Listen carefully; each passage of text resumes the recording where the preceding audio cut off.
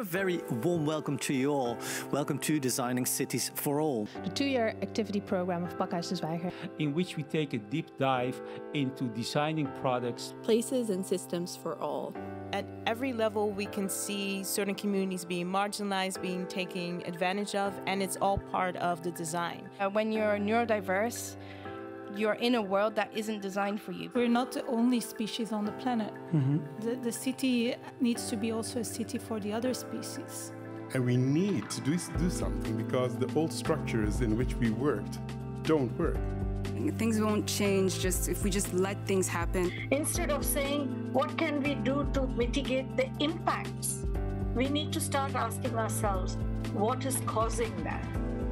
Design is political, that we need to design processes, that we are all different, but there are things that unite us. These are the things that need to be on the table, that need to be recovered in order to redesign the society. Everything around us was once designed and can therefore be redesigned. How do we teach design in a way where students can be really critical of the systems of power that have informed and dominated design? Inclusion happens by design or not at all. I think it's always some kind of a co-creation process, and you have to make very little steps and then figure out together what works and what doesn't. It takes as much time to do something good as it takes time to do something bad. All design tells a story. But there's also a bit of a need to not just write ourselves into the past, but also kind of write ourselves into the future. I invite you so much to join my path of liberation, and I'm hopefully being welcomed by your path of liberation. We have to heal collectively. We have to help each other understand some of these constructs that actually divide us. Not fitting in was a blessing, or I would have turned out just like you.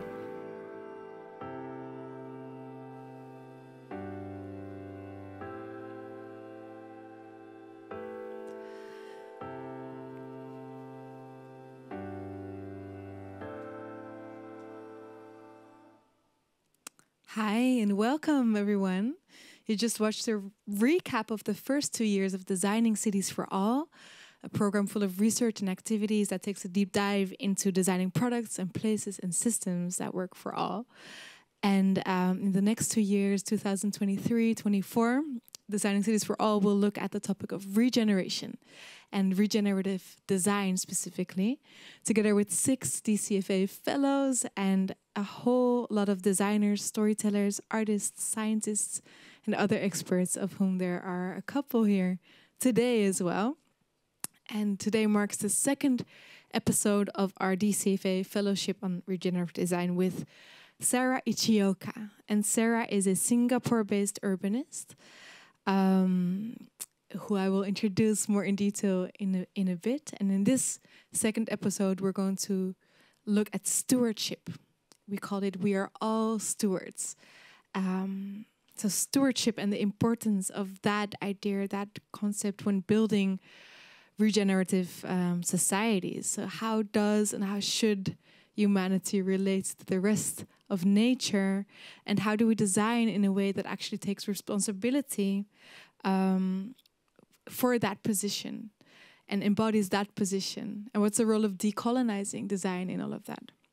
So big questions that we're going to explore together today. My name is Lynn Zebeda. I have the honor of leading the conversations as a moderator today. First of all, with Sarah herself. I'm really excited that she can be here live today from Singapore over Zoom, which is why we're filming this during the daytime. Otherwise, it would be middle of the night for her. We have an interview with a really amazing scholar from the US, 3 speakers, and 1 really special artist. And all of you. Thank you so much for being here. So as I said, the fellow in question that we're starting this program with is Sarah Ichioka, and she's an urbanist, a strategist, a curator, a writer. She founded Desire Lines, which is a strategic consultancy for environmental and cultural and social impact initiatives and organizations. and recently together with biomimetic architect Michael Pollan, who you might know. She wrote the book Flourish, a really important book. I have it right here. And it's about regenerative design, systems change, and the principles that we need to, make our own going forward. And now we're really exploring even beyond the book, which is exciting. And Sarah has interviewed for us and for everyone, of course, for herself especially as well, Laila June, who is an Indigenous musician, scholar, educator, community organizer, whose work fully focuses on traditional land stewardship practices, among other things. And here in the studio, we will have Hakim El Amrani, who is a nature-inspired spatial designer who designs green and healthy spaces with his design studio Nus Nus.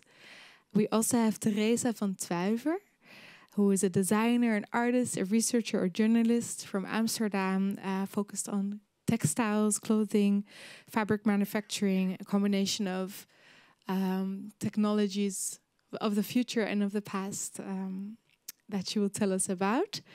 And also who documents her work on a website called Indigenous Dutch, which I'm excited to dive into.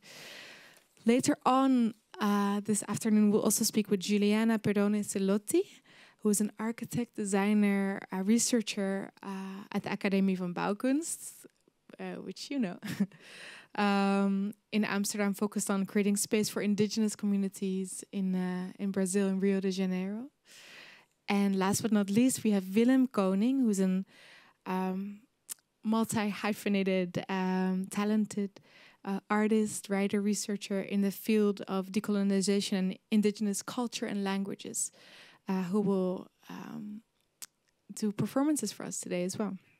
So, jam-packed program, a lot to dive into. And again, I welcome you all sitting here. Also welcome those watching from home.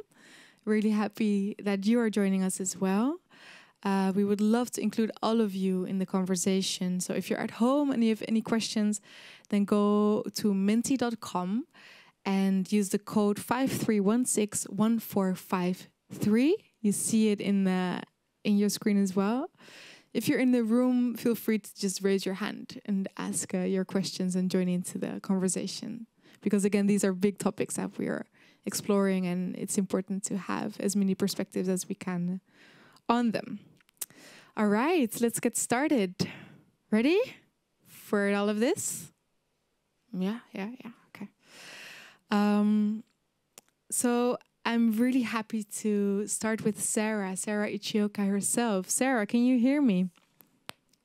I can. Hi, Lynn. Great. Hi, Sarah. So happy that you could join us this time.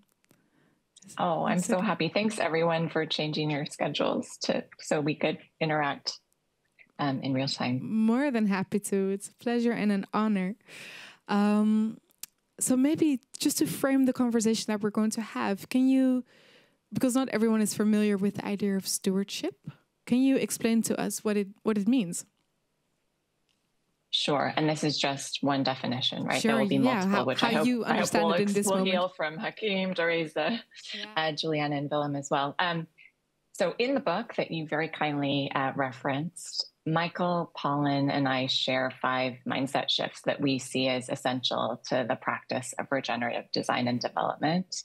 And one of these we see as the shift away from humans believing and acting as if we are separate from or masters over nature, and instead moving towards designing as an integral part of nature. And that's distinctively different from many of the approaches towards conservation, for example, which is often in the industrialized West been seen as protecting the nature by separating it from human contact. So this is a very different framing, actually. And the godmother of the modern biomimicry movement, Janine Benyus, encourages us all to remember again and again that, in her words, life creates conditions conducive to life. I'll say it again. Life creates conditions conducive to life. Life creates conditions conducive to life. Conducive to life. And if we were going to follow this guidance, stewardship to me means understanding ourselves fully as life, which sounds so basic, but actually that means that we have to actively turn away from those parts of industrialized or colonialized human cultures that have been based explicitly upon the taking or diminishment of life. And then living into and designing into that new understanding that we are life. And the definition of life is that it creates conditions that are conducive to more. Yeah, exactly. And you're referencing it already, like designing for it. And you chose to bring this topic of stewardship in early on in the fellowship. In the context of regenerative design. Can you say something about that choice? Why was it important to bring that in at this point? I think it can be a risk that we get quite abstract in our concepts. And one of the things I appreciate about the ability to discuss the theme of stewardship together with everyone who PACAS have brought together today is that it actually requires you to be pretty applied when you talk about it. I think more than saying a slightly more generic term like net positive, something like if you are acting as life to create conditions that are conducive to more life in the place and communities, or actually you understand place and community as the same, what does that look and feel like? So I thought that it's such an amazing privilege and opportunity to be part of this fellowship that I am also just keen to understand more examples from other people's praxis and lived experience too, so that it can better inform my understanding of the concept. Yeah, so it's as much a starting point as it is a question, like how do we really incorporate this? Do you already have like maybe a small example of how to indeed make it not abstract but like tangible, how you may already incorporate stewardship into your own daily practice, be it work or home life or anything in between? Yeah, I'd be happy to. So I will be the millionth person to say that the certain restrictions of pandemic life were actually incredible fertilizer for forcing those of us who might talk a lot about stewardship, but actually, if we're being totally honest and self-critical, are not primary practitioners of it, to really actively engage in place, both in terms of our relationship to the other human cultures that we're embedded in, and then also, of course, all of the rest of natural life that sustains those. And so for me, it's just been as simple and basic and also privileged as engaging with the actual ground that our house sits on in Singapore, understanding much more the plants and animals who we share this space with, understanding different bird calls, like being able to tell the time of day by different bird calls in a way that I couldn't have before. And then letting go of my fear of judgment from my neighbors and actively letting our plot of certain parts of our land have more self-expression. Right. Rewild your little piece of earth. Rewilding, but trying to do it in an active way. Right. So not rewilding as abandonment, but rewilding as observation, cultivation. Exactly. Yeah. I like that, going kind of full circle from not separating yourself from it to not harm it, but rather actively engaging and being the keystone species that we maybe can be. Which we'll get into more. We have a really beautiful interview lined up. And maybe to introduce that, a final short question to you, how you see the relation between stewardship and indigeneity. That's a really important question for us to center throughout this event. So I think the point I just made is that, and actually, can I turn it a little bit? And sure. I think that it's really important to always look at our positionality. And I think that one of the reasons why I'm so glad that I accidentally didn't record myself while interviewing Laila June is that so often I think kind of like put ourselves in a frame with people with lived experience from Indigenous communities. And I don't know, there can still, even if it's very well-intentioned, there can be a somewhat extractivist approach, like teach us what we need to do because we've completely forgotten in industrialized society everything. Like just tell us, give us a few examples, and then we can borrow them and scale them.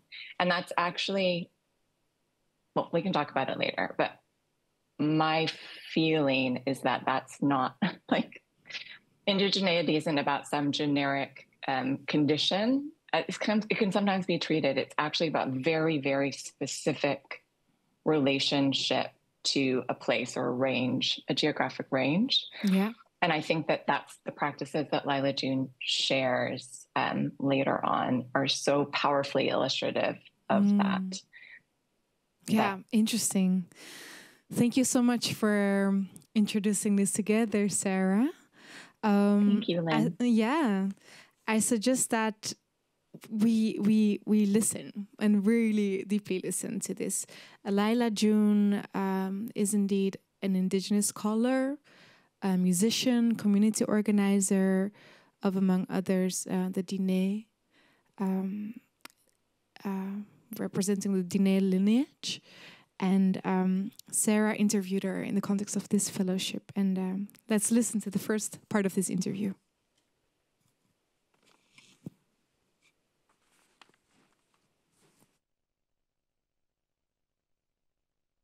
Welcome to Designing Cities for All, Dr. Laila June Johnston. Thank you so much for having me. So happy to be here. I'm joining you from a little town called Gallup, New Mexico area, and I'm feeling great. I'm in the forest with my sheep, and you can't really get better than that, so I'm feeling great. It's an amazing privilege to have you with us today. Because of your doctoral research, which I understand focused on the ways in which pre-colonial Indigenous nations shaped large regions of Turtle Island to produce abundant food systems for humans and non-humans alike. In what ways would you hope to see Indigenous land stewardship practices valued in the transformation of broader contemporary culture? Well, I think the denigration of Indigenous knowledge worldwide has not only deprived Indigenous peoples of our cultures, our lands, our lives, but it's also deprived the entire world of the extremely sophisticated sciences that are the byproduct of when you live in one place for thousands of years. So what I would like to see is not just more recognition of Indigenous knowledge, Indigenous sciences, Indigenous design, if you will, but also just more integration and more humble observation, humble listening, because we have so much to teach, and we have been trying to teach people for centuries about this stuff, in some cases millennia, depending on which Indigenous culture you're talking about that's suffered from colonization and domination ethic. And many of our elders are already prepared. They know back and front the songs, the ceremonies, the ways of tending the land, which is what my dissertation looked at. And it's time to do a knowledge transfer that can benefit all life, not just Indigenous peoples, not just non-Indigenous peoples or colonial societies, but literally every single living being on this planet is going to benefit, because that's what our systems were designed to do, to augment not just life, but biodiverse life. I think it's very tempting to be like, oh, Indigenous peoples did this, let's do it now. But if you're applying all of those practices on stolen land, then you might be healing the soil, you might be healing the biodiversity, but you won't be healing history. And I think true, deep regenerative praxis actually heals not just the land, but heals history, heals relationships, heals hearts. and heals spirits and emotions. And I think that's the most exciting part about Land Back, this movement of returning lands that were stolen from Indigenous peoples. So that's exciting work that not just Indigenous peoples are excited about, but everyone is who's engaged and really wants to shift things on a deeper level. Because colonial society has tricked us all into thinking we are enemies, we're divided, we're in competition. But the truth, the deepest truth, I think, of nature and of reality is that we are all relatives. That's what all Indigenous ethics talk about, is kinship. You never address someone as, "Hi, Sarah," but say, "Yat e shade," hello, my older sister, or "Yat e shadeje," hello, my younger sister. You always greet not just people, but animals, plants, the earth as your kin. Could you share from your research into Indigenous ways of teaching and learning?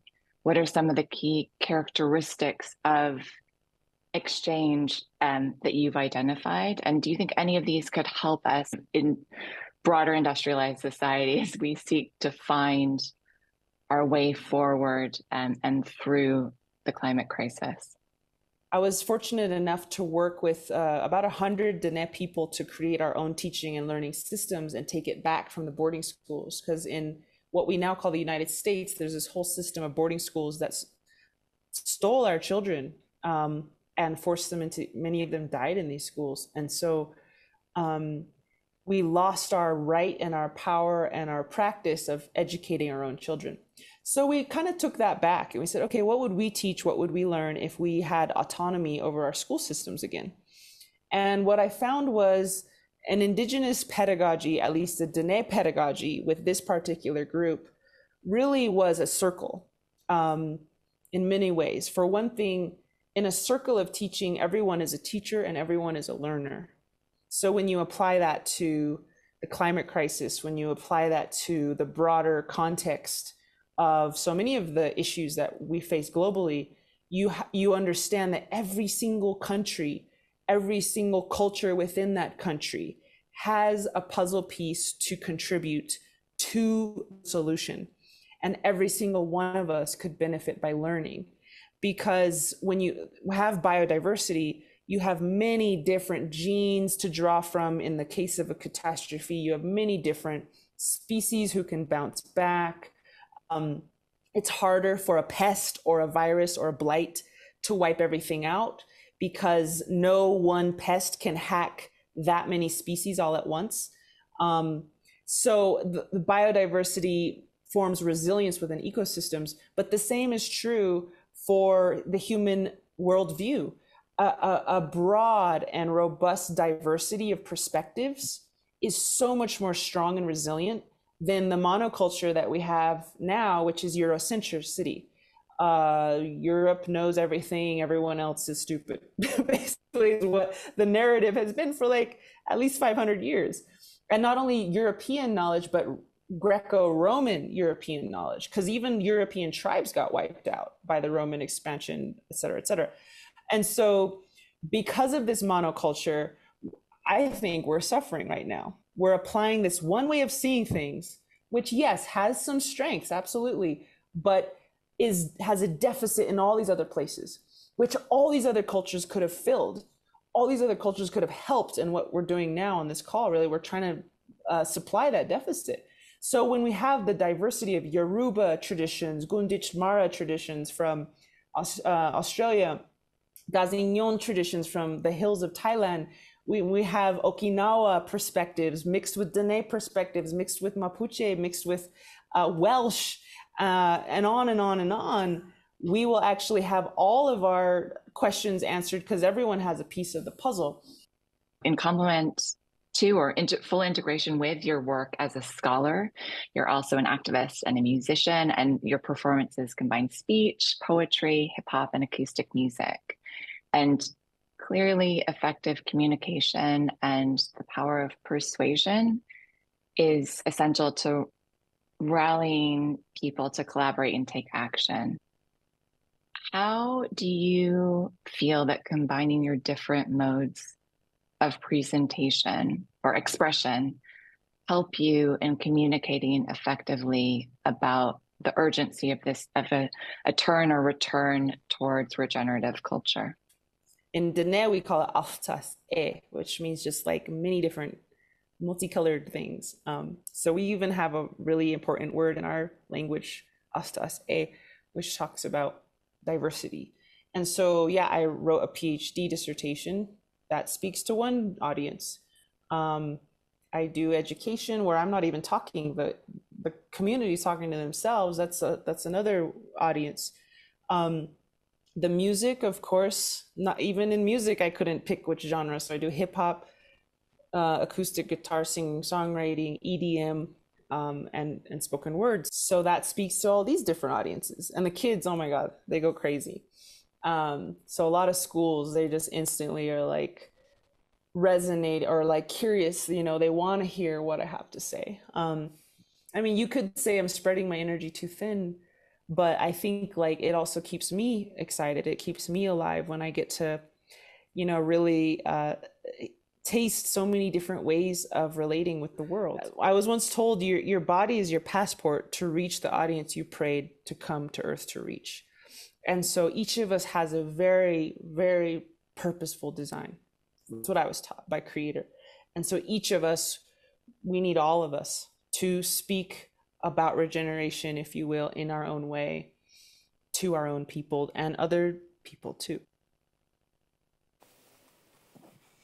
Yeah, powerful words. And I'm happy to explore more together with two guests here that are bringing some of these principles into their design practice. And Sarah, of course, who is here with us. Let me first give you an idea of who we have here. First, Hakim El Amrani, I just introduced you, founder of Studio Nus, and a biophilic spatial designer. Can you tell us what that means? Yeah, first of all, thank you very much for the invitation. I want to thank the people for attending this this day. So I'm Hakim. Studio Nus is a biophilic spatial design studio.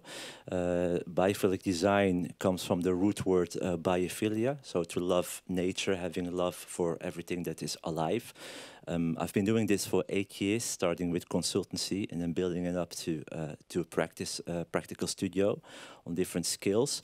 So basically, I have a background from the Art Academy, Willem de Koning, and growing up in nature settings, it was more or less a path I came across when I observed that the nowadays design is really more about very focused on the aesthetics, on the shape, and we're really missing these layers of healing connections with nature. So biophilic design is really about reconnecting humans with nature, something that has been for ages. It's not a new concept. It's only a new approach. Yeah. Thank you for defining that for us. Can you give a few examples of the work that you do? Yeah, well, I work on different scales. It's a combination actually of a science-based approach, working from facts that are healing, and a faith-based approach. So you see on the screen, this is a roof terrace in Marrakesh, Morocco, for a Belgian client. So it's different scales. It can be an interior design that's very green.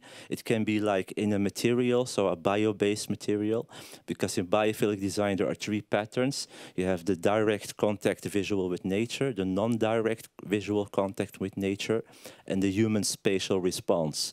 So this is the screen number 1, the direct contact with nature, where you really are sitting in greenery, nature, normal daylight, and where the second part, non-direct visual contact with nature, is more about tactility, material, different layers. And the human spatial response is more about shapes or situations that remind you of nature. Like you can say this shape you can see here, it's in Almere. It's a biomorphic shape because our minds are like wired to see fractals and to What does biomorphic mean? Yeah, biomorphic are like shapes that are from nature. That have a nature kind of attachment to them, because neuroscience architecture now shows us that our brains are like wired to see complex shapes. So they did some tracking with the eye tracking glasses, and they saw that people that saw that like just a white wall, the brain recognizes nothing, empty. And there where you see this biomorphic organic shapes, the brain really gets triggered up and starts working. Right, interesting. So it's indeed like you see nature around you, that's one. You feel kind of the materials, the natural materials, that's two. And just how we are wired, how we have evolved to feel when we see nature. The spatial response. Spatial response, interesting. And I always give this example, like everyone knows the hotel corridor. It's like a straight line, very boring. And in biophilic design, you have this pattern called mystery. And like in forests, we love to like go all these small paths. So how cool could it be to have a hotel like that has like all these shapes? And when you go around the corner, you see a little small tree. And this is something that triggers our nature feel more connection. At ease, actually. And maybe as a last question for now, I saw you smile a couple of times when we were watching the interview with Laila June. And I was also reminded because, well, first of all, she said about, regeneration is not only about healing biodiversity and the land, but also about healing history, healing hearts, healing spirit. And then she said something about we are all purposefully designed ourselves. And I saw you say, I saw you nod. And you just referred to also putting faith and science at the center of your practice. Does that connect to what she was just saying in the interview? Yeah, definitely. Because my clients, we have to agree with each other that like globally, 85% of in the world has a belief, a faith or something that they believe in. So there is this layer of belief that is there, and you have people in the form of religion. Yeah, religion, a faith. Like I have an Islamic religion and background, and we believe as well. And we have this system, these values of nature as well. So it's not a new concept. The beauty of biophilic design and nature-inspired design is it all comes back to nature. All beliefs have this kind of belief in paradise. Well, that was our first home. It's a green place, so it's normal that people like green. That is for the people that believe. And the people without a belief, and they say, yeah, we believe in the Darwin theory. Well, there is in biophilic design the savanna theory, where the early people was living in a cage, like very high, looking over the mountain to see the savanna, to see where there's like food and water and predators, and it's called the savanna theory. And those early people are also connected with nature. And the beauty is the savanna theory. If you now have people and they go to work, everyone loves to sit with his back against the wall, looking all over the people or in the classroom. So it's the same genetic element. Yeah. Right. So that's also how you think about it in your practice. So it's a combination of both. Yeah. Thank you. Yeah, you're welcome. For taking us along in your thinking. Next to you is Therese van Tuyver. I introduced you as well, but just now, as a designer and artist, researcher, many hats as well that you combine with a focus on local production, specifically textiles, specifically the use of both future and historical technologies. Yes, that's right. Thank you very much for inviting me for today. Yeah, of course. Very inspiring and very interesting. And I also feel a lot of kindred spirits, I think. Yeah. Yes, I concern myself with textiles. It's funny, you do spatial things, and I start with the first space, which is the clothes that you wear, the textiles that you use, which is a very important space because actually it's a primal need. It's even more important than food and drink. To keep you warm. Yeah, protect it. Protect your So body. when you are born, the first thing you get is a little blanket, and when you die, is the last thing you have is a little blanket. Very important. So it's also a space. I thought it was very interesting what Sarah said in the introduction about rewilding during lockdown. My last project that you see on the screen is actually a speculative design project focused on clothing. And it's based on a fictional island, which is called Zaankogerland, which is just above Amsterdam, in the year 2090. And I imagined that the northwest of the Netherlands is under the North Sea because of catastrophe, climate catastrophe, and big flooding.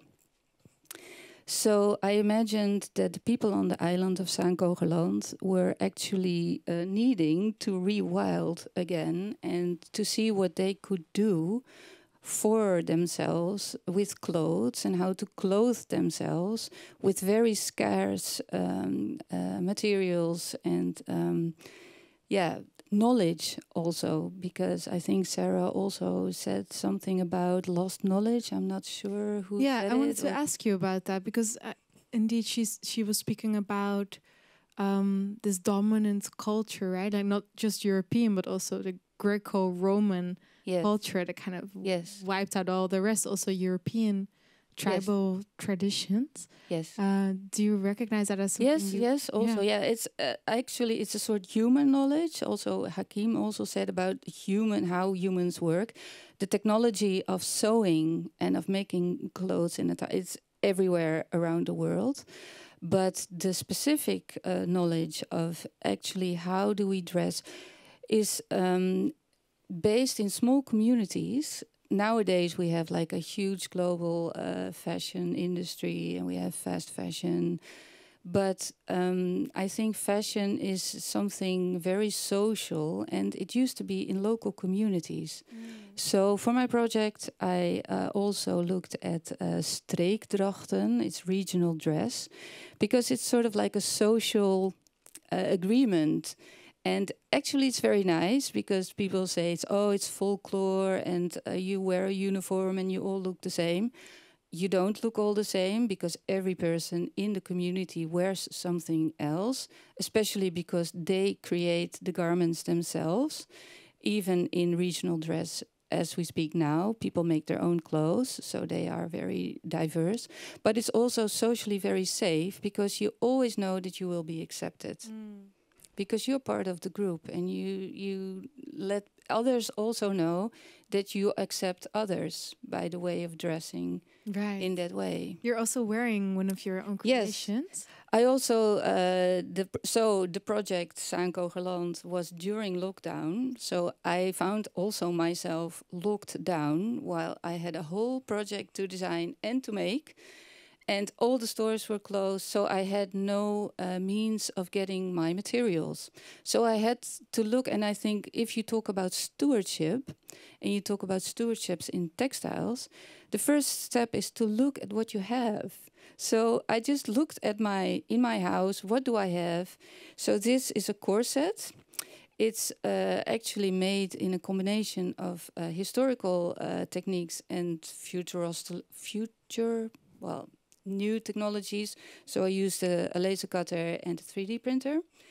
But it's from a very cheap material that I had lying in the house. It's cut in pieces.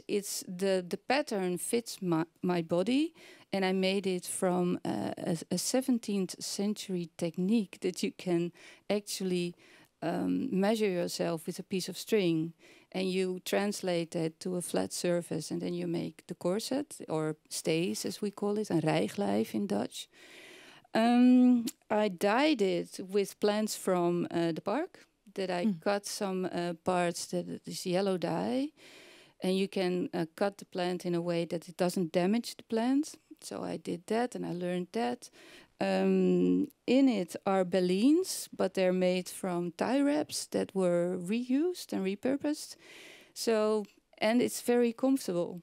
It's very nice to wear. So yeah. Yeah, great. Let's bring everyone together in this conversation. Hakim and Sarah online as well.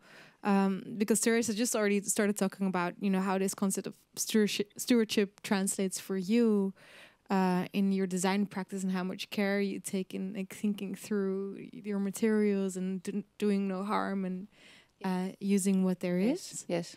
Hakim, what does it mean to you, the concept of stewardship in your practice? Yeah, so for me, stewardship is actually very embedded also in my religion. So it's my religion has a scripture from 1400 years ago, and it says we are trustees on the earth. And we are commanded also to like walk gently on the earth. It's like a commandment, like in every religion. And there are also actually very much commandments that conduct the way we have to dress, how we have to deal with people, what we have to eat, how we deal with planet. And maybe to emphasize a little bit on the faith-based approach, because you have this concept in my religion called mizan, and that is translated the balance, to like respect the balance of the earth. You have israf, and israf means like overconsumption, like we have to deal with not to overconsume. And to walk gently on the earth. You have a miqdar, like respecting the proportions of the universe and the balance. And you have the hima. Like 1400 years ago, we are already commanded in my religion to have this, what we now call the eco-biodiversity system.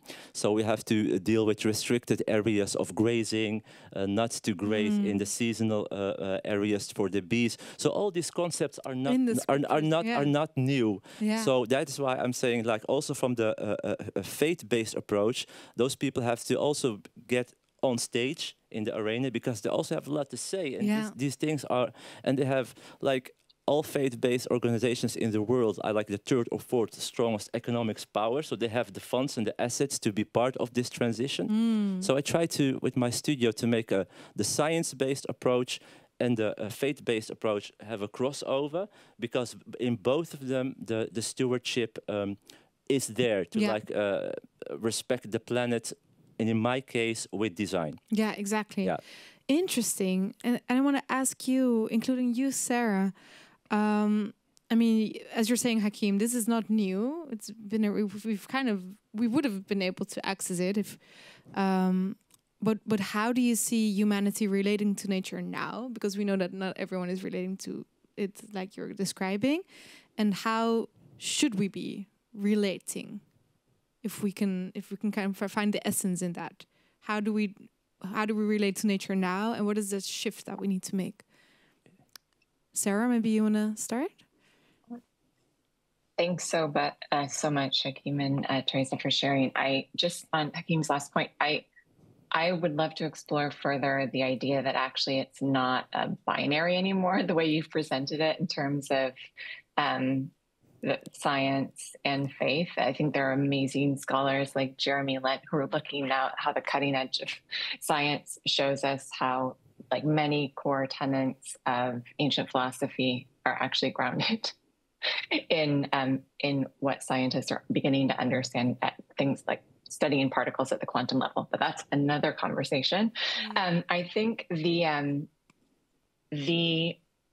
perspective I wanted to share was briefly just from where I am in Singapore, which is, I think, renowned in terms of people's images of vertical greenery and, beautiful lush parks here. We're really blessed to have a tropical climate where things can grow with little tending. But I think you can still see here, as I've discussed elsewhere, the idea of conservation and the idea of control. And I'm very, very keen to understand better examples from elsewhere where it truly is about urbanism that embraces nature as a partner rather than as a decoration or as an amenity to human life. I feel like even though amazing things have been done for urban greenery here, it is still presented in a fairly anthropocentric, instrumentalized way. And anytime nature crosses about the rest of nature crosses a boundary, it is very quickly disciplined. And so I just love to hear perhaps examples from the Netherlands that either parallel that or run differently. Hakim, I don't know if you have any specific projects, or Teresa, when you're in your park, the thing what you say, sorry, I think it's beautiful that you're in Singapore, because I did a lecture with Gardens of Bay from Singapore and on rewilding, and the thing is, here in the Netherlands there is a whole system about how to deal with nature and how to conserve it, because I have also done consultancy for the governments about about like roadside grass, how to deal with that when they cut it, and how can we make a new material for it, and how can we respect the biodiversity, because you have all the butterflies, everything. So it's not the word problem. I think it's so much layered that every time when I speak about this topic, I always try to break it down to the mainstream, because this concept of dealing with nature as a trustee, it has to be an easy term for people to understand, because otherwise the debate will always stay on a kind of academic level, while the transition is really needed from the mainstream people. That is why I actually started to do design with nature in an at one hand, aesthetically pleasing. In all modesty, I say this because a lot of green design is it has this kind of image. So I try to make it beautiful and nice so people see both sides of it, like the aesthetical side and also the healing side, so I can push it. And I always explain as a kind of ambassador in design, also to other designers, because I also gave a lecture for Tesla in het Stedelijk Museum about how can we designers not only design, but also be like an ambassador for healing spaces, healing materials, and for the trustee kind of position on Earth. Because the laymen, the normal people, they don't understand this topic so clear as that we do. And I think for me, that is my role as the trustee and stewardship on Earth. Not only design, but also bringing the message to the mainstream. Yeah. And you're saying maybe the average mainstream person, for them, aesthetics might actually be a good starting point to draw them in, and then comes the healing, and then comes the partnership. Yeah, definitely. Because the companies as Google and Amazon, they have the power. All those big companies have biophilic offices because they know the value of it. So you have to start small. So I have a client, they don't like plants, but the client, the daughter has asthma. So we do like eco paint without chemical stuff. We place some plants, and so we explain why, and then so it's a whole different it's like kind of think approach. Through the small different steps. Yeah. And that's maybe indeed in the small spaces. And what both Sarah was just saying, nature as a partner. What Laila June was saying about, she put it so beautifully. Like you greet all your relations, right? It's like. If I encounter you, I might say hello, big sister, but if I encounter another animal or there is a common thing that connects all people. Yeah, like what you say, like it's. Do you like that? You say that right? Yeah. My question about this is may I ask? May I add something? Yeah. If my question about it is really if we bring this indeed. Into our urbanized spaces, right? Like our cities that are now, we have some nature here and there because it pleases us as humans. But if we would design our cities for all our relations, in right relation, right? Like if we're beyond humans as well, and create these new spaces, like how might we do that? How might we start doing that? You want to... Well, I think it all begins with attention and with being pleased, because you say, hey, you greet things. For my project, I made one suit out of an old curtain that was in the attic, and it was completely destroyed, actually, by the sun. But I had kept it for 10 years, and I still remember... I was greeting the curtain when I found it again and say, hey, so there you are. I am so pleased to see you. Yeah. Hey, the sun really did something special with you, because the curtain hung in an old house and it bleached the actually stripes. It was a black curtain and it had now white stripes, and it was a beautiful gradient. So actually the sun and the curtain gave me a present, and I made something out of it that was very nice. And you say, like, okay, where does it start? I think it starts with having attention, looking around you. And, I look at clothes and also not look in the mirror, but actually look with your eyes closed and really think of, like, how do my clothes fit me? Do they fit my body? Do they fit my person? Do they fit my community?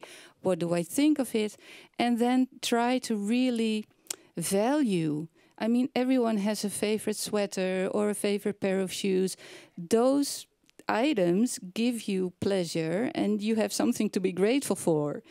Yeah, I think it's a very nice word what she says, grateful, because you address this topic from a fashion kind of enclosed kind of not perspective. Not fashion, but just style. Style. Yes. What I want to say I think for me, I saw quite time. I think to have this common ground for people to make this transition is first we have to recognize that we are an organism. To be a trustee and to be in contact with nature, we have to get out of this bubble that we get with social media and all these visuals, these images. And in my tradition, I always say, this is the thing. If you have time to really listen to what I say, it's 6 points. So the whole world in her whole beauty consists of 6 things. The best thing you can drink, you can eat is honey, and it's the vomit of a bee. And the best thing you can drink is water, and also the animals drink it. And the best thing you can wear is silk, and it is the excretion of a worm. And the best thing you can smell is musk, and it comes from the paw of a gazelle. And the best thing you can ride is a horse, and many people died on them, and still horsepowers are like cars are calculated on horsepower. And the best thing you can have between 2 persons is the intimacy.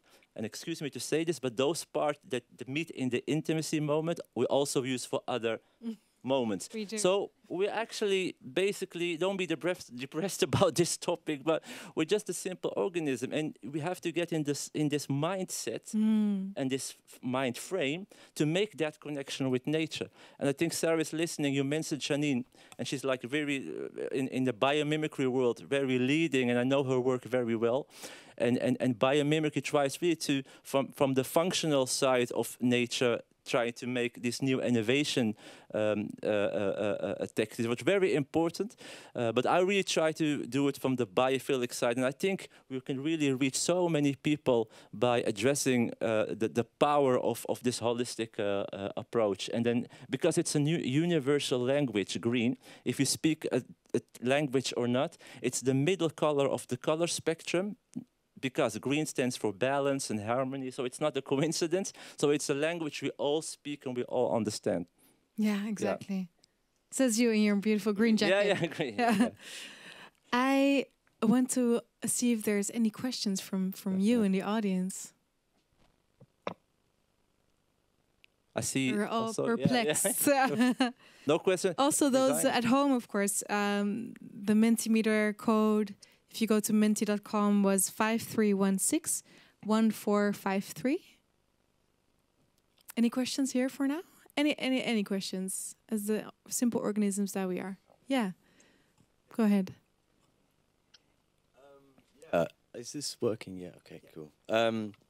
I did have a question about being able to understand more the boundaries that we have as residents within our urban environments, and with these connecting with biodiversity, and how we can potentially make this more of a comfortable scenario for ourselves, due to a lot of people wanting to have the luxury of their own spaces, and how it can be more advertised as something that will be beneficial. Because I think that the overall outcome for having more vegetation, of course, is great, but for certain people, the change of their daily routine is something that they will find very difficult. And I was just wondering what you thought. Can you summarize your question for us in that beautiful accent?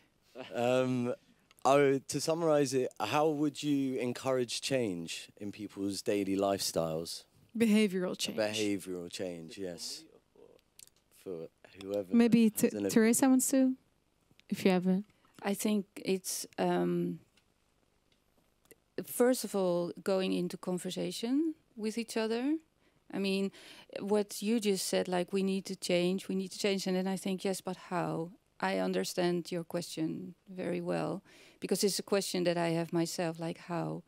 I think it's a matter of, you briefly said, getting off our screens. I think it's a good start to, yeah, you said something about not being online all the time, or maybe I just misheard. Maybe you misheard. I misheard, okay. Mm-hmm. I think... Always a good point, though. That's a good point, actually. I'm gonna take it. Sorry. So starting conversation with other people, I think, and trying to, and I think, I'm not sure who said it, but also someone said we're all human, we all have specific points that we share. And you always find something that you share when you are in communication with someone. And then, yeah, also talk about your ideas for change, because we are viruses ourselves, I think. We besmetten, what's the English word? We infect each other when we like each other, when we have a connection, but also when someone tells us a good idea, or yeah. So I think you just have to meet people and talk to people and ask about their ideas, talk about your ideas, and I think that would be a very good start. Hakeem, do you have anything to add to that? You think a lot about people's behaviors, of course. Definitely, all the time in my work, it's about people behavior, and I think it's a very, very, very, very good question, because in my studio, I always have, like, you sometimes have a client that is really fond of green plants, and we want this whole, and sometimes I have like a couple, and the one said, I really hate plants, and okay, so but how? Again, coming back to that ambassador kind of approach, how can you tell people about that it's good for them, that it's better for their for you really have people saying they hate plants? There are people that really don't like plants, because it takes time. Really you have to take care of them. I don't believe it. It's like the maintenance. Can you hate plants? Yeah, there are people. Yeah, I know. But the thing is, I always say, like, you have in design. I know you study design, or you design. Yeah, so architecture. So I think it's an approach, like, very strategically, like for example, like a day is 24 hours, and there are certain moments in the house where the family meets, or two persons meet, like at the dining table in the morning, at breakfast, next to the toilet.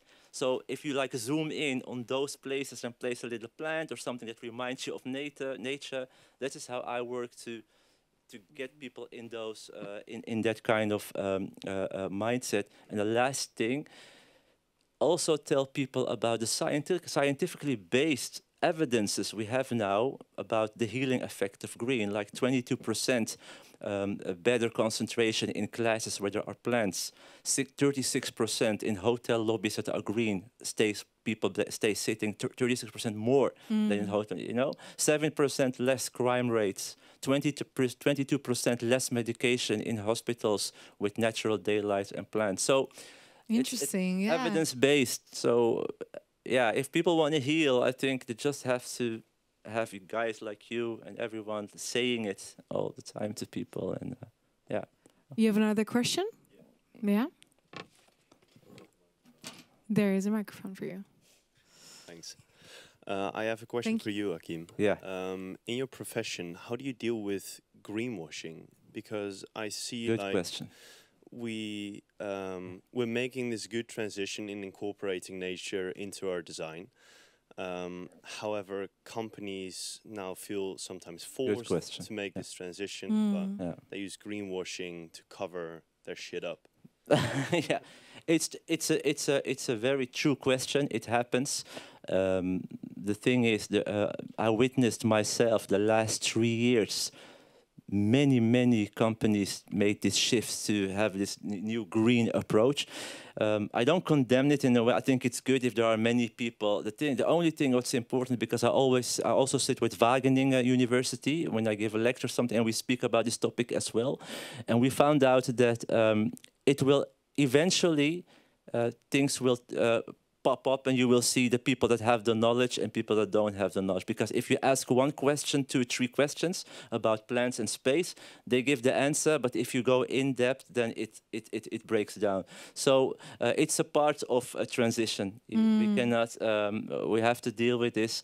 And maybe for you as a designer or studying design, I think the new generation. You just have to stick on this topic and really dive into. Into also the facts, but at the end you will see the difference between the ones that do the greenwashing and don't. But I deal with them as well. Equip yourself. It has no with the wisdom and the evidence and the experience as well. Great, thanks for your questions.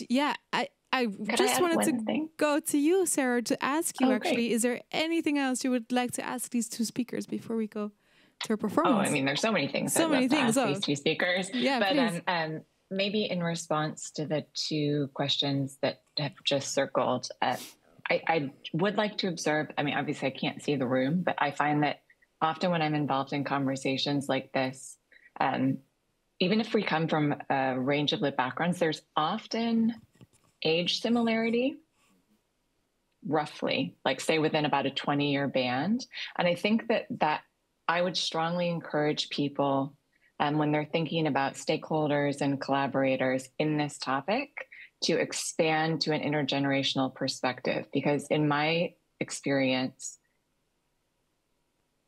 my grandparents or people I would interact with of that age and very young children have so much to teach us about how to interact with the natural world, because these are both two generations who've not yet had their minds completely addicted to devices, as others have referenced, and also the pace of their life tends to be, it's slower, it's more localized, and in a way they are fantastic practitioners of observation and the attention that Teresa mentioned. And I think that, or even just the fact that children are lower to the ground and not scared of getting dirty yet, So just to say that we maybe can't bring them physically into the room with us for conversations like that, but if we could bring them mentally into our consideration, and then in our practice out in the city, think about how we can engage across generations. I think it'd be incredibly enriching to these topics. Yeah, valid point. And just to let you know, Sarah, I estimate that most of you in the audience are in your 20s. Is that true? Yes, indeed, student age. So you get an idea. Hakeem, lastly? Yeah, because Sarah, it's a really interesting point you say over there. And also, I think on the whole other level, not like the old generation, the new, but also like if we have it over like the indigenous communities, and also the new generation that are like involved in artificial intelligence and innovation. Just to give an example, there are now children growing up in homes, they have never saw fire, because the fire is being bent out, everything is electrical. So it's a whole new phenomenon to see fire again. There will be children that will see fire when they get like 25 years old. Oh, it's an element of nature. Oh, wow. So, and again, if you see in the world of vernacular architecture, if you go to the slums in India. In the West, we really like denigrate, the slums, but they have a perfect measurement of the human scale. All those slums in India, if you visit them and you see how it's built, it is not aesthetically pleasing, but the scales and the dimension of vernacular architecture is perfect in architecture to use. So we can learn. What does vernacular architecture mean? Yeah, like it's a way of architecture for a certain context and place made sustainably by local materials, or like by community itself. So also that feels very interesting, and that's just what I want to add. That it's such a broad. I can speak for days with you, but you can't. Unfortunately, I know you need to also go. Very interesting. Yeah. And I want to thank you, all three of you, Sarah, Hakeem, Teresa, for sharing your insights and questions with us. And I'm really happy to introduce our performer today, Willem Koning. As I said in the beginning, he's a writer, he's an artist, he's a performer. He promotes indigenous languages to be reintroduced into education systems and to us. So let's give him a hand. Willem Koning.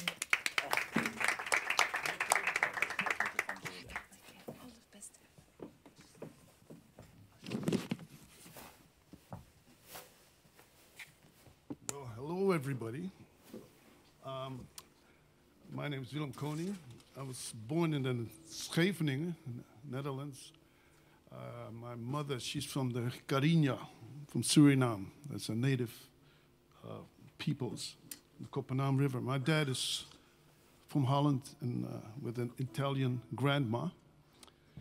I'm going to play a song that I wrote in the States. I lived there for about 8 years, and this song is about people living in the streets, that in the urban areas got stranded or for one way or the other disconnected with the mainstream society and ended up on the streets, and partly had to live out living out in the wild sometimes. Sometimes they would sleep in the parks. And this song is about people living in the streets, but not just people, also the animals and everything, all wildlife that basically maintains and has learned to deal with the environment on a more natural way than the people that are living within the mainstream society. So here we go.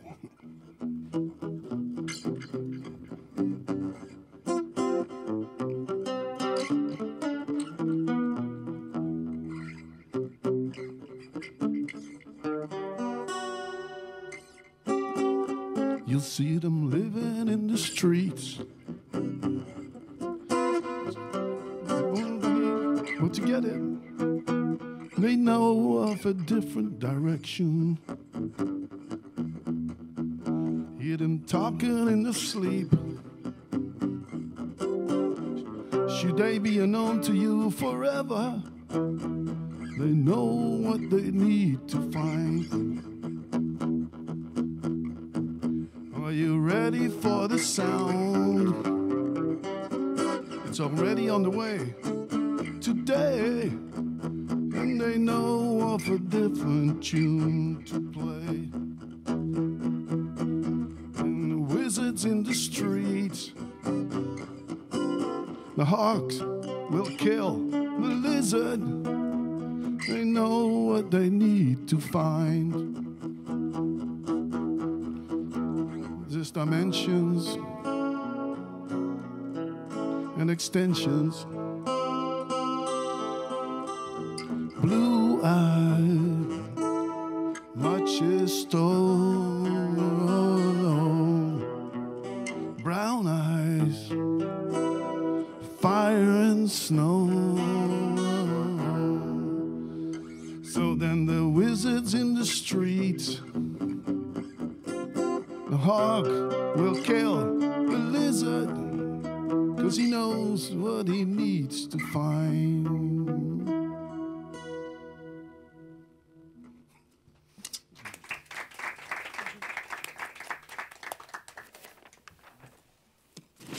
Thank you so much, Willem. And please join us, together with Julianne. Great, welcome too. And before we go into a conversation with you both, we're going to listen to the second part of the interview with Lila June Johnston.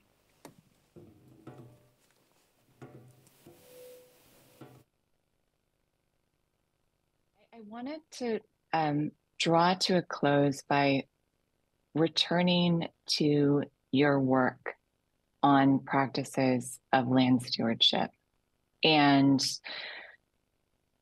I was so struck by your reframing. You talked about needing to transform our views of ourselves, and your reframing of humans as not being a scourge upon the landscape, or not being a scourge upon the rest of life, but actually being essential to the flourishing of life and of landscapes and of ecosystems. During the pandemic, all these people were staying indoors, and we started noticing the world, like coyotes running in the streets of the cities, and pollution going down. And so many people were like, oh wow, well obviously humans are the problem, because as soon as we go away, everything gets better.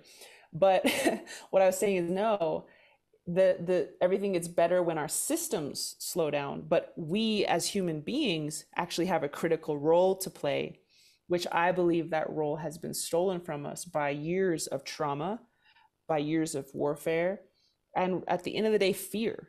Fear, when we're in fear, we can't flow as we're naturally designed to flow. That's not to say concerns aren't important. Obviously, we're concerned about a train coming towards us, but that fear that drives us to hoard, that fear that drives us to kill, et cetera, et cetera. So basically, some of the examples were You know, in the dissertation, there's fire, water, earth, and air. So the fire looks at fire ecology and the ways in which indigenous peoples here would burn the forest floor every fall, and some of them still do, to the point where we had something called the grass burning moon. We have lunar calendars that tell us what to do when. So the grass burning moon's like September, October, and we would burn in between the trees, which transforms the dead grasses into ash. It opens up meadows, and it protects the old growths from getting crowded by little saplings who steal the limited water, nutrients, and sunlight from the forest. And it produces nutrient-rich grasses in the spring, which are, you know, forage for elk, deer, buffalo, horses, sheep, all these different ungulates that used to walk this continent. And so it's just exciting how people's human touch, their human hand, actually augmented life, augmented habitat, augmented spaces for life to flourish.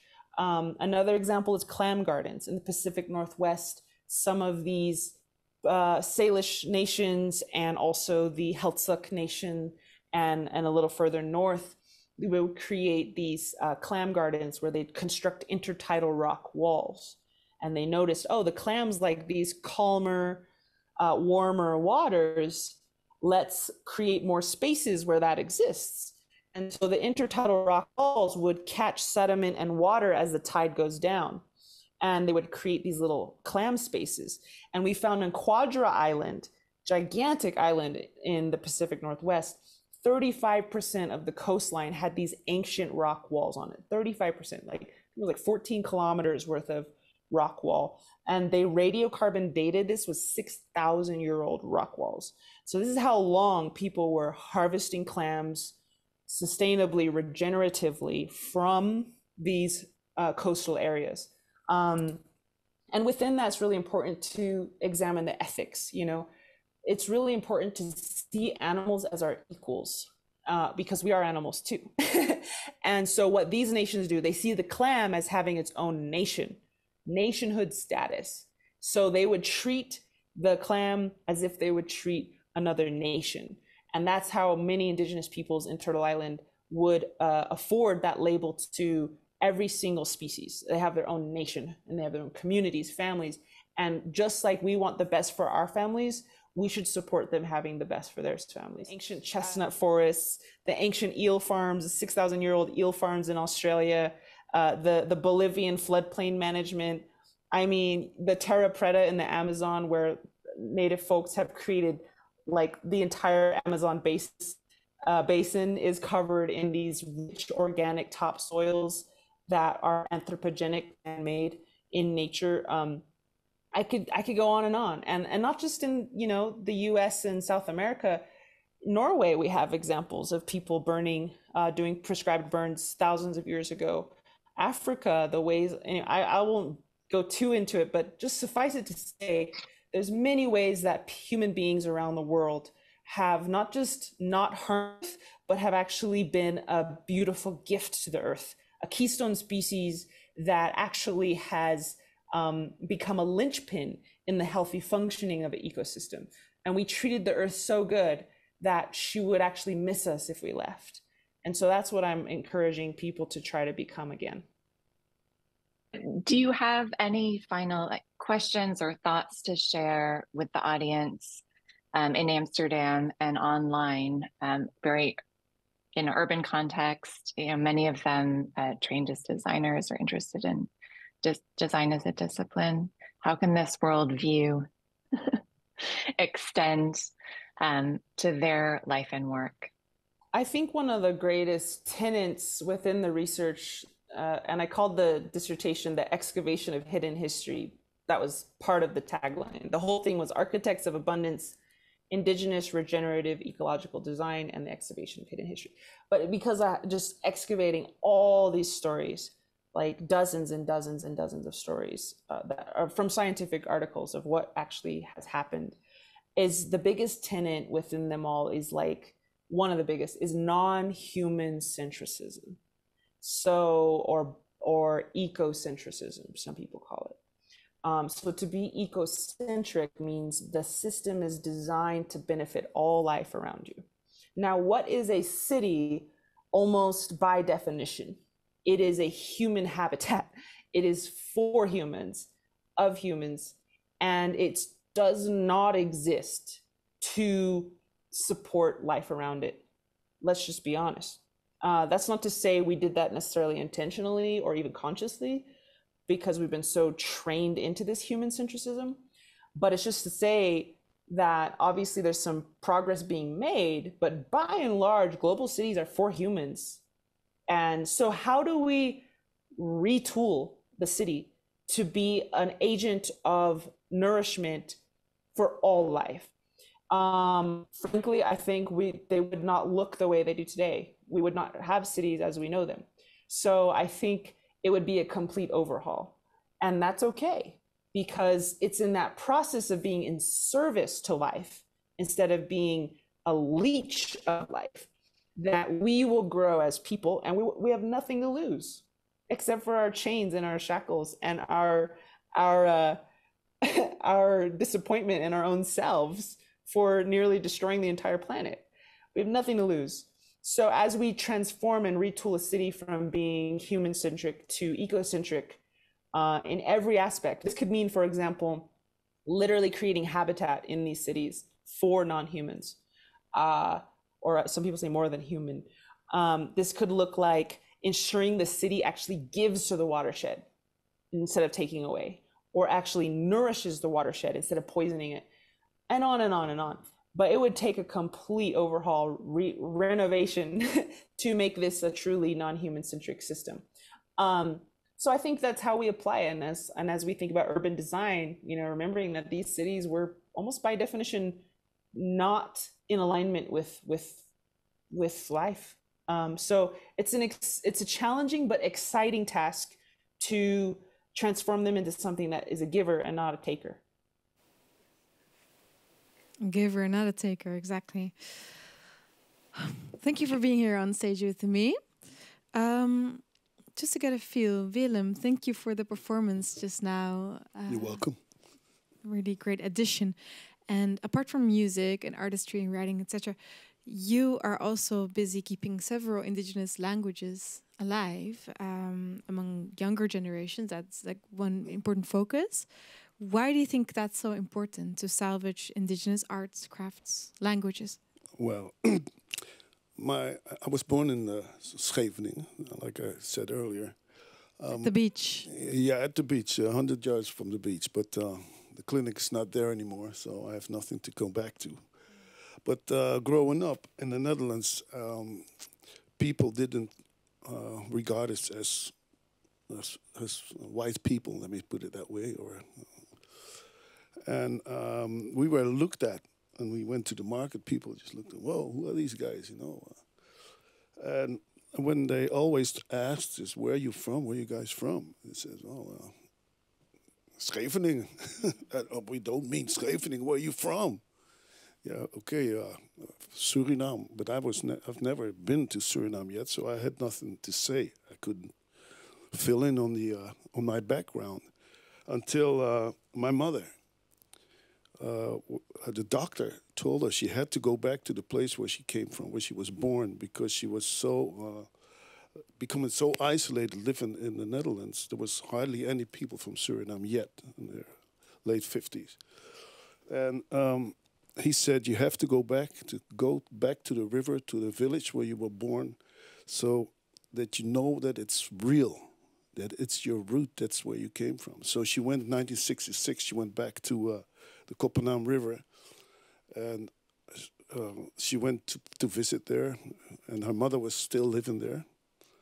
And the village is already deserted because of all the educational systems and laws, so there was no, it was an abandoned city. And I've been there too, in '75. But she came back with a little cassette, and her father, who's my grandpa, had made a cassette, and he says, well, this is your language. And he says, and I was 9 years old, and I listened. What is this, Wotawawisa, Tuna Amsewa, Noko Ayetna, Opose Wisa. So I learned those words and the sounds earlier than any other than Suriname or English, whatever. But then, when people ask me, say, where are you from? I said, well, I'm from the Cariña, and this is our language. So that was like if you have a face, all of a sudden you discover you have a face. Right. Otherwise, you don't exist. Right. You have no identity. You exist through the language. Yeah, people just put a tag on you and say, well, you're Chinese or you're whatever. And you cannot, say nothing about it because you have no cultural backing. Yeah, and the cultural backing is in the language. It's in the language. Yeah, interesting. Juliane Perrone-Celotti. You were trained as an architect at the Academie van Bouwkunst here in Amsterdam, and for your graduation piece you also connected with indigenous communities, but in Brazil, next to Suriname actually. What exactly did you explore? Can you summarize for us? Yeah, thank you for having me here. I'm really happy to participate of this discussion with these amazing people. I started to do thinking about my final projects to the Academy, and I was already researching about indigenous people from Brazil because I'm from Brazil, and then looking to the television. Then the last 4 years, I was already a bit in shock how the things was going with the indigenous people in Brazil, suffering to lose their land for mineral sources. And then I thought very important to bring this topic to the Academy and do something as an architect and a designer with this topic. So then I started to research and interviewing more people, and I started to interviewing different groups in Brazil. So also people from São Paulo, that is indigenous groups that is living in the big city from São Paulo, but also more isolated groups in Amazon and also in the coast.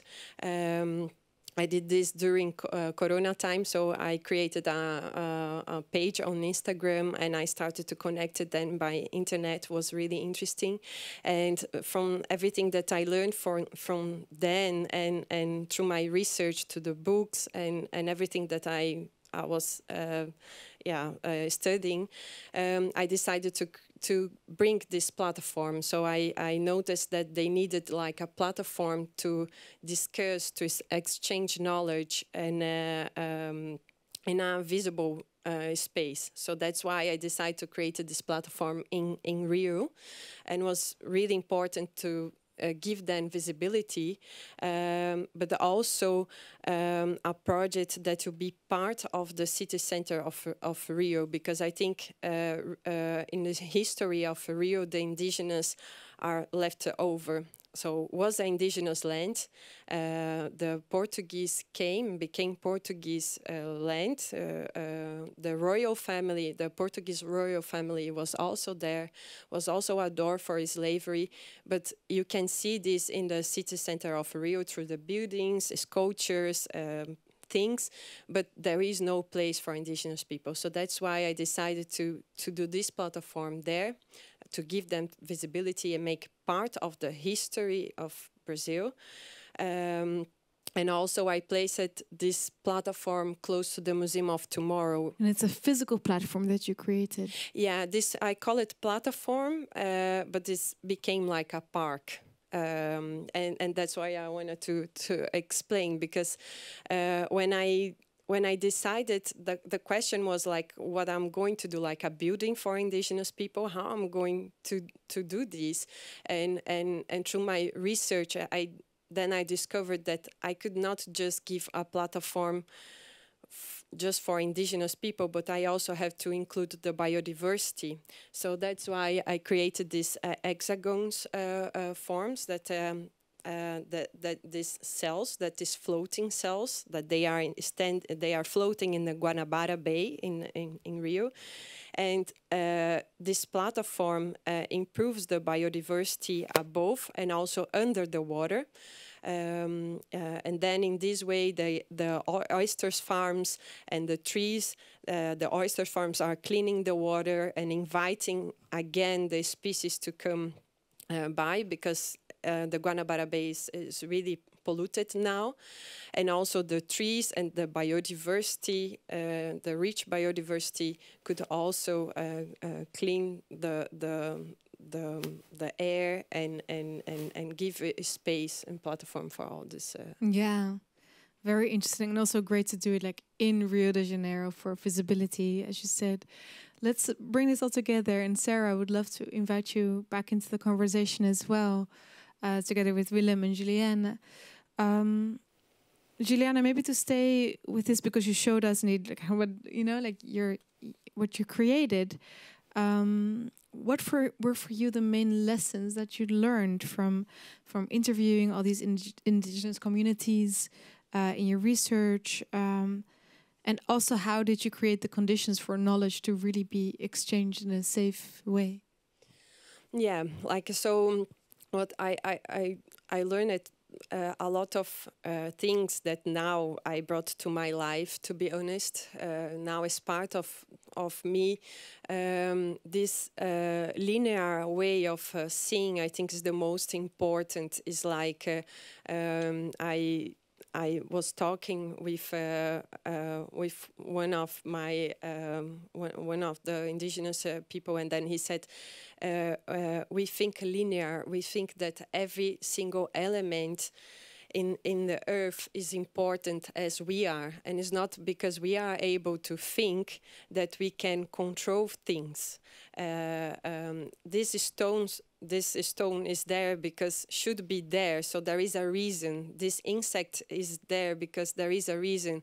So in this way, this ecosystem has to be working, and everything is important, not just us as a center. So that was the main lesson that I learned, and everything that you take out of the earth, you should give back. So then you keep in a sustainable and a circular way in equilibrium, so the nature can be in equilibrium. Yeah, so the systems view instead of this egocentric view, and give back what you take, or become a giver, not a taker, as Laila June just said. Yeah, as an architect and building, putting something in the earth like a building, I should be careful with this, like how it will be an ecosystem, how it will be in the future. That was the questions that I tried to touch in my project. Willem, you know the Dutch context very well, of course. You've also spent quite some time in the US. Do you think some of these lessons, like the ones that Juliana is describing, but also the ones that you have from your ancestral lines, is that relevant for this context? Well, we were talking about designing and looking at the way you build a village or a community. When I stayed at my grandmother's, she was living in 3 huts. In Suriname.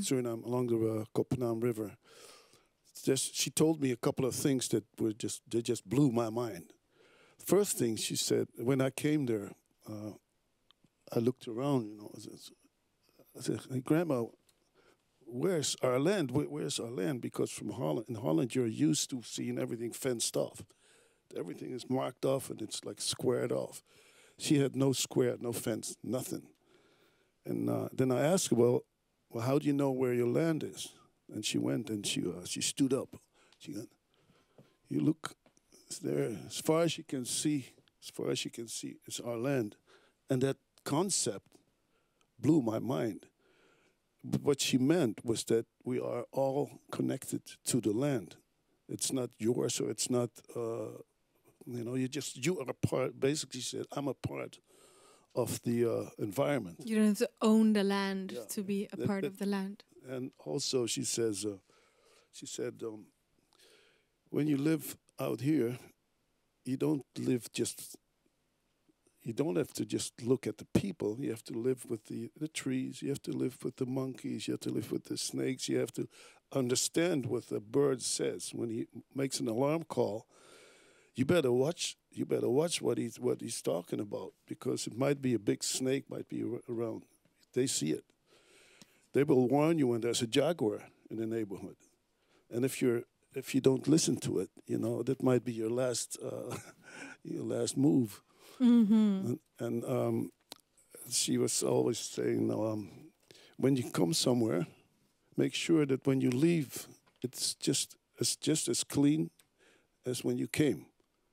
She said and those are really basic little things. Yeah. And another thing she said was, "You're here now."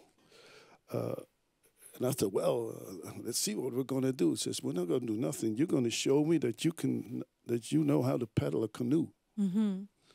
So you have to know how to move in the natural environment on your own. Yeah. You have to know how to take care of yourself."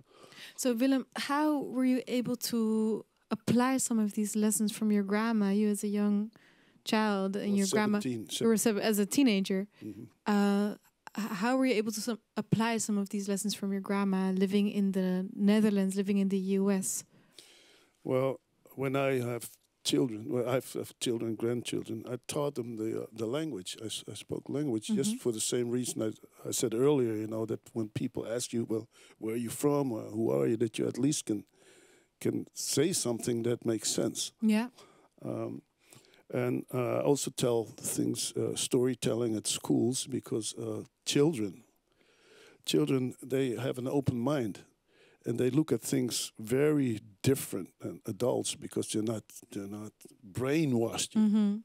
Like one of my grandkids, I was talking. We sitting in the backyard, and we have the fire, and I was telling him something, a story about a turtle or something, and about there was like a dragonfly. He came and he was just kind of scanning us and just hovering in the air. And he looked at me and he said, "Hey, Grandpa, animals are just humans. They just look different." You see, this like a little child. You already had the concept and the understanding. Yeah, living beings being the same. Living beings are just like us. They just have different bodies. That's what he said. And I looked at him. Yeah, you're right. Yeah, exactly. So what earlier Sarah earlier said was very true. Listen to the children. Children would just have mind-blowing views. Yeah, all the things we need to unlearn. Yeah, we need to unlearn. Yeah, Sarah, I want to ask you, in your research that you've done on regenerative design, you've also explored this notion of indigenous stewardship all over the world in different places. And do you feel that the view or the knowledge is roughly the same everywhere? Or what are maybe some of the major similarities or differences that you've encountered?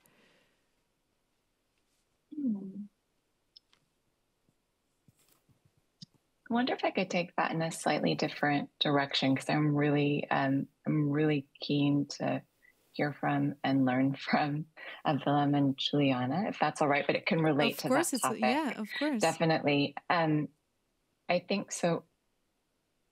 So the scholar and activist Vandana Shiva has talked. She really takes issue at the word rewilding, and she really prefers. She recommends strongly that we consider using the term re-indigenization instead of rewilding.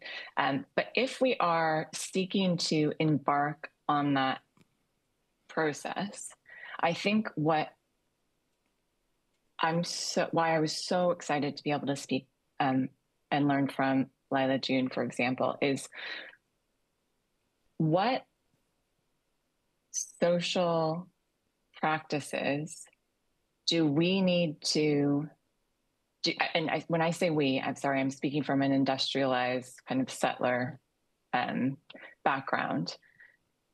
Do we need to adopt in relationship to our Indigenous brothers and sisters? Because I think that there's this amazing moment where more and more people are kind of understanding conceptually the opportunity to learn, but I think that there's a huge risk of just replicating extractive patterns in a slightly softer way. And so I would be really keen to understand from brothers and sisters on stage, what your perspective is from two different sides of that conversation, I'd say, in terms of what practices of learning or interacting would most benefit settler industrialized designers, lovers, city makers, in entering this process of re-indigenization. That's a fantastic question. Does that make sense? Or was that far too wordy? No, it made also in the context of what you said in the beginning of not just coming to extract knowledge again, right? Like we're still extracting the earth and everything around us, and now we're coming to extract indigenous knowledge because we feel there's something there that we need to learn. So it's really. And if I could just explain how that relates to your question, Lynn. So for me, it's actually, yes, it's really important to understand technically how Orprito is made, right? But also, if you're functioning in a semi-tropical context where you want to enrich, you want in agroforestry, but actually, I think if we circle back to the contributions from Robert Gilman of the last session, that also capturing the social technologies and the relational ways of being, that would enable the sharing of that. Yeah, exactly. So how do we relate to our indigenous brothers and sisters in learning what we need to learn about, stewardship without it becoming extractive, right? Like how can it actually be respectful and caring? Yeah, please go ahead, Willem. Okay, well. And after that, Juliana as well. Well, when I hear a question like that, I automatically think of the village, the way the villages are constructed in the interior. First of all, there's no cars. Living along a river, there are paths. You don't walk side by side, but you walk in a line. So you don't take as much, room. You don't use that much space. You just walk in a line. So there's much more space and living space for others also. That's just a spatial approach, but also using the natural products from the region where you are. When you cannot use stuff from the Alaska in Africa or the other way around. So making use of the natural environment and the vegetation and the natural products, but also of the techniques and the way things are constructed. Because I've seen how the roofs the thatch roofs were made, and how they were done, and what techniques are used. Mm-hmm. That's a social. It's a social thing. People are involved. Yeah. I'm curious, Willem, because indeed, it's one thing you learning this from your family in Suriname, right? But how could someone maybe trained as in Western education and kind of coming there as an outsider, or not coming there? How can those two sides relate to each other so that this knowledge can flow? Yeah, I think it's very important to be open, to learn from each other.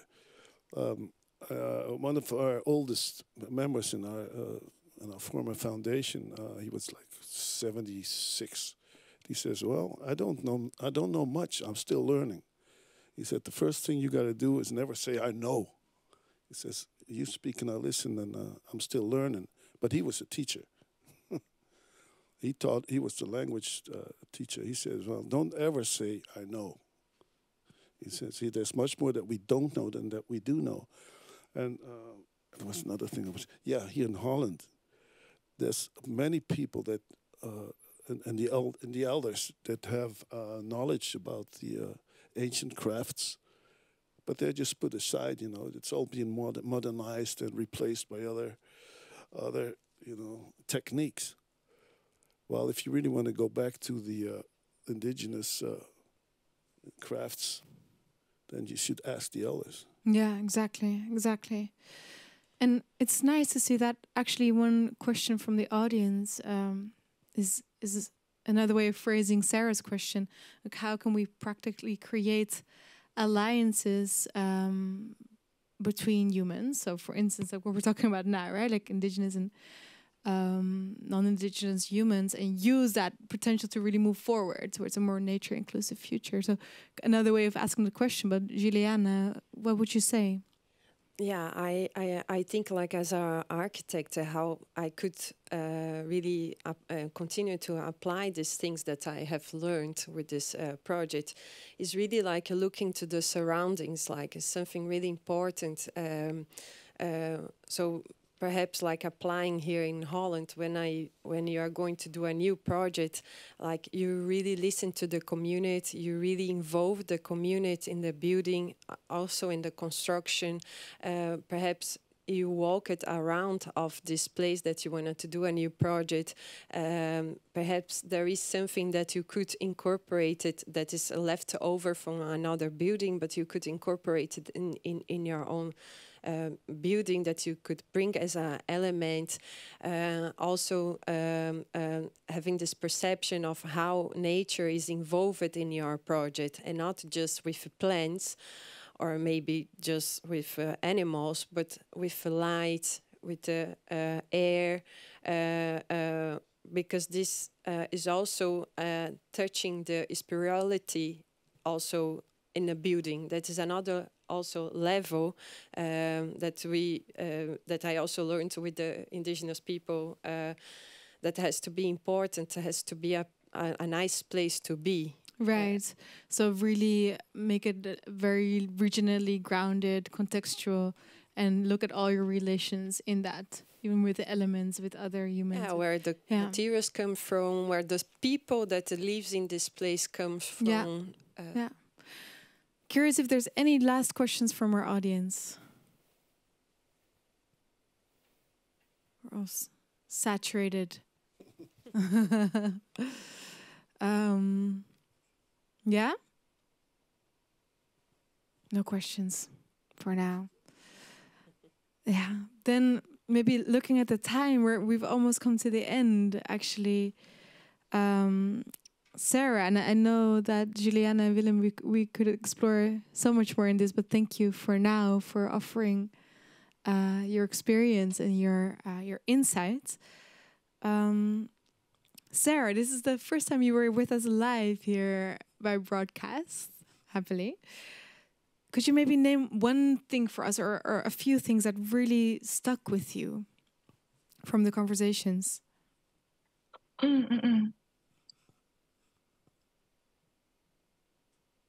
Absolutely. So I think that to start off by giving one answer to your last question, it's, I think I understand a common shared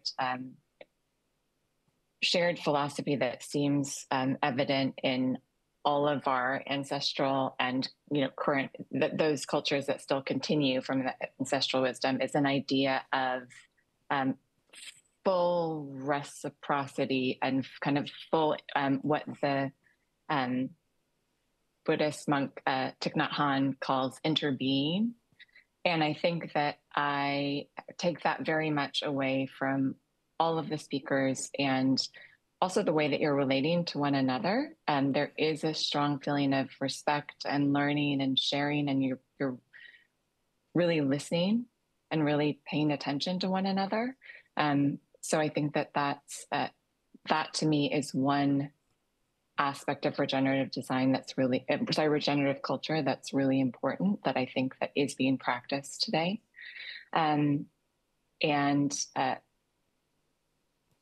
I think that it's really beautifully, but kind of straightforwardly summed up by Dennis Uncle Bumpy Kanahele, who's an elder from the sovereign nation of Hawaii, who says that the system that they're working in is predicated on the idea that worrying about other people ensures that the whole system protects you. And I think by this, the definition of people would include a dragonfly or, persons, beings. And I think fundamentally it's this idea that we are all interconnected. I mean, whether you want to look at it from a scientific perspective or a spiritual perspective, as Hakeem introduced those two categories, we are all fundamentally interconnected. And if we can converse and learn together and practice together in a way that acknowledges that, and that will help to move us away from that fear that Lila June identified as one of the key barriers to collective transformation. Yeah. And maybe in one or two sentences, did the concept of stewardship get any new face for you or any new kind of enrichment from the conversations? Oh, absolutely. I mean, just hearing specific practices is really powerful from each of you, in the specific place or places that you've lived in and worked in. And I think that if we're, in Flourish, Michael and I write about the need to continue to globalize knowledge flows, in the way that this event is doing, but at the same time looking at absolutely localizing our material flows. Yeah. And I think that fundamentally, the intricacies of practice are going to need to be really intimately embedded in their local ecosystems. But I think, and so we didn't talk about that today, right? Really, except with some examples from Lila June for inspiration. But I think what is helpful is thinking more broadly about practices of how we learn, how we ask for help, how we share, how we resolve conflict, etc. And I think that globalizing knowledge, enhancing the ethnosphere, to use the word of anthropologist Wade Davis, can only hopefully enrich our localization of material flows, which will be stewardship in practice in our individual places of dwelling. Thank you, Sarah, for that. We're going to end with a second performance. Okay. From Willem. Thank you, Sarah, for your remarks. Oh, thank you. Thank you. Yeah, thank you very much. We're not completely at the end yet, but I'll still say thank you. But we'd love to hear your performance, Willem. Let's welcome the artist back on the stage. This is the Umari, which you wear, and has a significant function. Okay. This one is what I got from a village leader from Kourou, French Guiana, so I'll wear it. And it represents balance. Mm-hmm. Balance. This is a kamisha. This used to be all cotton, but due to trade, European and Western materials were added to it. So we put the Umari. Umari is like this. Okay, if it's straight, you can tell me if it's straight or if it's not straight. Is it straight? Yeah. Sure. Okay. This is the Sambura. I will sing you a song, traditional Cariña song. This is a song that you sing after a memorial. And it will, usually it goes all night long. If you want to, you can stand up and maybe move along, if you like, and dance along. This might be something after sitting down for so long. Please do. Yeah, please stand up. And you know, when you ski, the ski movement, that's all you got to do. So you go. You can hold your hands and just ski. You know what? The ski movement is like that's skiing. And that goes on all night, so remember. Let me get the sound right. Just a minute. Okay.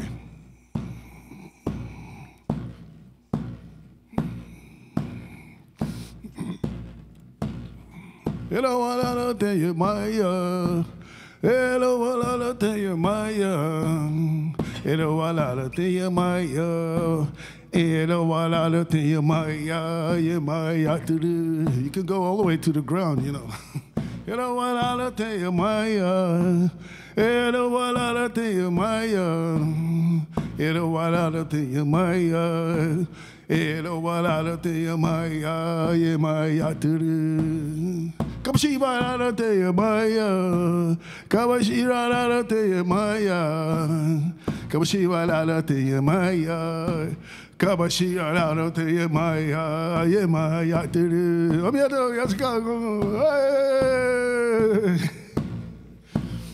Don't go to let tell you, Maya. Don't go to let tell you, Maya. Don't go to let tell you, Maya. Don't go to little to your Maya, yeah, Maya, don't go to little to your Maya. Don't go to little to your Maya. Don't go to little to your Maya.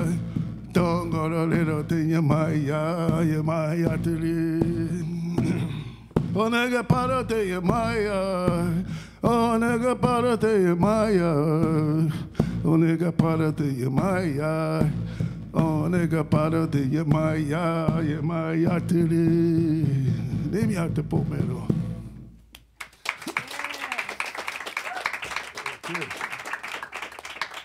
That was it for now. That was it for now. Next time, all night long. Thank you, Willem. Okay, now we have really... please have a seat again, just to wrap up together. Now we've really reached the end of this conversation, and just to recap in a few sentences, we spoke about indeed us being life creating the conditions conducive to life, the way Sarah framed it in the beginning, and that's by actively engaging, by learning from other generations, by just being the simple organism that we are, by learning from faith, science, all sides. And I think we spoke about different ways, or like indeed let the knowledge flow and let your practice be grounded, let your practice be as local as possible. Thank you all for being a part of this conversation. Thank you to our speakers especially. Thank you, Sarah. Thank you for those watching at home. Thank you, Laila June, for very much inspiring us. And this concludes the second episode of this fellowship with Sarah Ichioka on regenerative design. And the next one will take place on Monday, February the 27th, and it's called Design for Time. And there we'll discuss how we can rethink our ideas of time and progress beyond what we understand in a Western way. And on Friday, the 24th of this month, DCFA organizes a masterclass, regenerative design masterclass, in collaboration with the Upside Club Chico, which will be filled to the brim with all types of design workshops, knowledge exchange, meeting new people, and it's free to join. So please sign up at dezwijger.nl or by sending an email to dcfa@dezwijger.nl. You can also become a friend of Pakhuis de Zwijger. You see that behind me, the QR code, and in your screen if you want to support the programming here. Thank you again for watching. To rewatch episodes and more info on the Designing Cities for All program, go to dezwijger.nl/DCFA. See you soon.